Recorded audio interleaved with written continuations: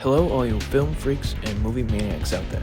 My name is Nolan Carr, and I'd like to welcome you to the go-to podcast for all things cinema. But before you can ask any questions, just sit back, relax, as I present to you a Strawlane Studio Productions Critiquing with Carr. And welcome back, ladies and gentlemen, to yet another great edition of the show here, Critiquing with Carr for Favorite Film Friday. As always, if you enjoyed episodes such as these ones, do us a favor by subscribing on YouTube, following us on the audio platforms, clicking a thumbs up or a like button, turning on post notifications so you can stay up to date when episodes release on those platforms, as well as clicking at share outs so you can continue to grow the podcast with all your friends and family. Also, if you want other ways of staying up to date with the show, do us a favor by following us on Instagram at Critiquing with Carr. I say all that because on this week's great edition of Favorite Film Friday, we're talking about the classic film, The Shining. And with that being said, let's begin. This movie was directed, produced, and co-written by Stanley Kubrick. The other co-screenwriter was Diane Johnson. It was based off the book titled The Shining by Stephen King, and the cast for the movie is as follows: Jack Nicholson, Shelley Duvall, Scatman Crothers, and Danny Lloyd. The cinematographer for this film was John Alcott. The movie was edited by Ray Lovejoy. The musical score was done by Wendy Carlos and Rachel Elkind. The production companies for this film were the Producers Circle Company, Peregrine Productions, and Hawk Films. The movie was distributed by Warner Bros. Pictures. The movie was released on May 23rd of 1980 in the United States and on October 2nd of 1980 in the United Kingdom. The runtime for this movie was 146 minutes at its premiere, 144 minutes in the United States, and 119 minutes in Europe. The budget for this movie was $19 million, and the box office total was $47.3 million US.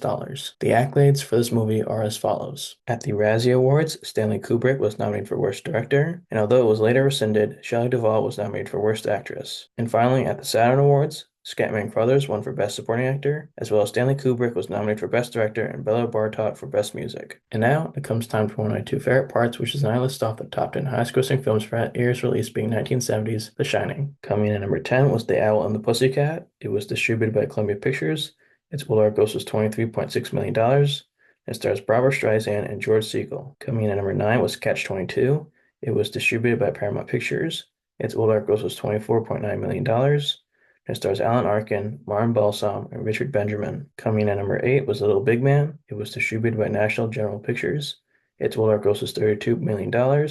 It stars Dustin Hoffman, Martin Balsam, and Jeff Corey. Coming in at number 7 was Tora Tora Tora. It was distributed by 20th Century Fox. Its worldwide gross was $37 million. And it stars Martin Balsam, So Yamamura, and Joseph Kahn. Coming in at number 6 was Ryan's Daughter. It was distributed by Metro-Goldwyn-Mayer. Its worldwide gross was $45.4 million.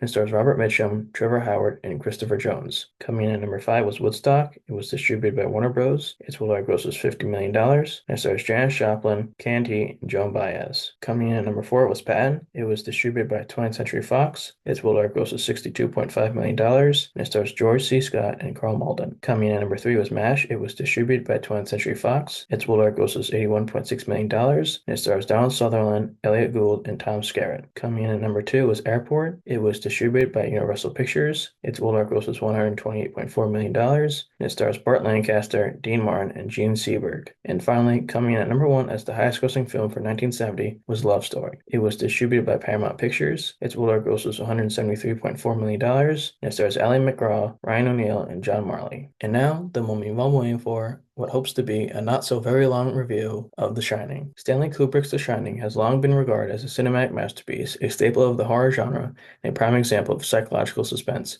With its iconic performances, eerie score, and unsettling visuals, it's a film that grips audiences from its first ominous frame to its mind-bending conclusion. From the very start, The Shining sets the stage with an air of foreboding. The opening sequence, featuring the Torrance family's car winding through the mountainous roads of Glacier National Park, is accompanied by an eerie, droning score that immediately grabs the attention. The unsettling nature of the music is one of the film's greatest strengths, consistently heightening the suspense throughout the movie. Kubrick's use of classical music is masterful, perfectly timed to make already tense scenes even more unnerving. The young Danny Torrance quickly becomes the focal point of the film's supernatural elements. His imaginary friend Tony is an enigmatic and unsettling presence, manifesting as an eerie voice that speaks to Danny in moments of distress. However, Tony's true nature is never fully explained, which can leave audiences feeling confused about his role in the story. Scatman Crothers' role as Dick Halloran, the hotel's cook who shares Danny's psychic abilities, is a non-inclusion in the film. His introduction feels somewhat stilted, especially during the scene where he shows Wendy and Danny around the hotel's kitchen. The chemistry between Crothers, Duvall and Lloyd feels forced, as if the actors are still warming up to the characters. The scene lacks the smoothest and natural flow one would expect from a pivotal introduction. Jack Nicholson's portrayal of Jack Torrance is the heart and soul of The Shining.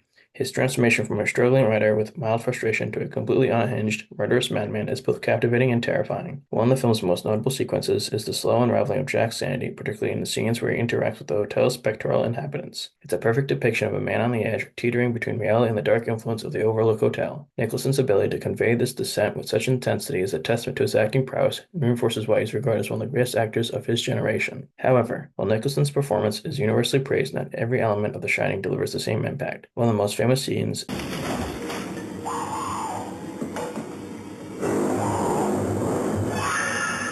Here's Johnny! moment, while iconic, feels somewhat overhyped. The build-up to Jack chopping through the bathroom door with an axe is intense, but the moment after he delivers the lines feel anticlimactic, as Wendy's reaction doesn't quite match the tension of the scene. Her subsequent escape and the struggle that follows doesn't fully capitalize on the fear and anticipation that this moment has been building toward. Duvall's portrayal of Wendy is another point of contention. While she effectively conveys the terror of a woman trapped in a horrific situation, her overall performance feels mismatched with Nicholson's powerhouse portrayal. One of the film's most effective sequences occurs when Jack investigates room 237. The encounter with the young, naked woman in the bathtub who quickly morphs into a decaying old hag is both grotesque and deeply unsettling. It's a scene that perfectly encapsulates the film's ability to disturb the viewer on a psychological level, as the boundaries between reality and supernatural blur beyond recognition. In conclusion, The Shining is a strange, unsettling film that defies easy categorization. While not as terrifying as its reputation suggests, it excels in building suspense and creating an atmosphere of dread. The score is impeccably used, enhancing the film's most intense moments, making them linger in the viewer's mind long after the credits roll. And while it may not live up to everyone's expectations in terms of scares, it remains a haunting and thought-provoking piece of cinema. I could watch it a couple more times, but it's not a film that begs for constant rewatching. With that being said, I am pleased to give this very interesting movie, The Shining, a respectable score of 7 out of 10 on the Diamond Dave scale. With all that being said, my film freaks and cinephiles, if you enjoy this week's edition of Favorite Film Friday, do us a favor by subscribing on YouTube, follow us on the audio platforms, clicking thumbs up or like buttons so you can tell us you enjoy these episodes, turning on post notifications so you can stay up to date when episodes release, as well as clicking at share out so you can continue to build the podcast with our friends and family. Also, if you want other ways of staying up to date with the show,